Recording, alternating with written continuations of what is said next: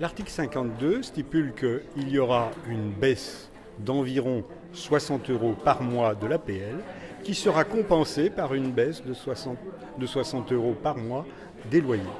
Ce qui veut dire que l'économie des organismes de HLM, qui est construite sur le revenu des loyers, en sera très gravement affectée. C'est 450 logements qui sont amenés à être supprimés du plan local de l'habitat.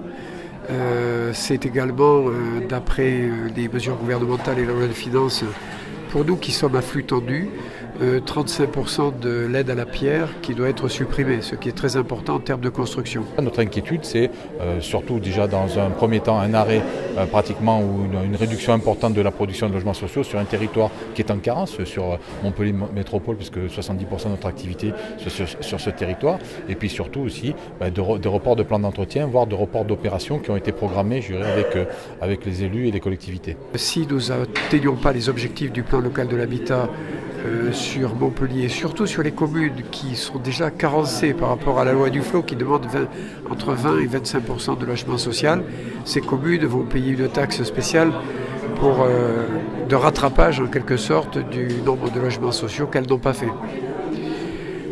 Cela ne va pas dans le sens, me semble-t-il, ni de l'économie, ni de la cohésion sociale. Pour FDI Habitat, pour le groupe FDI, sur la partie logement social, ça a un impact d'environ 150. Ça peut avoir un impact, si le projet de loi de finances est adopté dans ces conditions-là, ça peut avoir un impact d'environ 150 à 200 logements par an, puisque sur les 3 derniers exercices, FDI Habitat avait une production d'environ 320-330 logements, et on serait sur une réduction d'environ 200 logements pour arriver à une production calibrée entre 130 et 140 logements.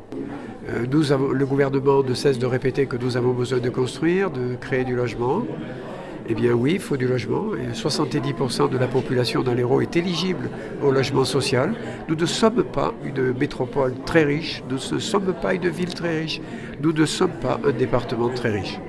Eh bien, ce que je crains, et c'est plus que de la crainte, c'est de l'angoisse, c'est que 50% des organismes de HLM de la région, de l'ex-région Languedoc-Roussillon, soient très fortement impactés, au point que, pour certains, c'est une question de survie qui se pose. Et 2018 va être difficile, mais si 2019, il y avait confirmation des intentions du gouvernement d'ajouter encore à la baisse des APL, alors là, ça serait vraiment la mort de 50% des organismes de HLM et principalement des offices publics de HLM.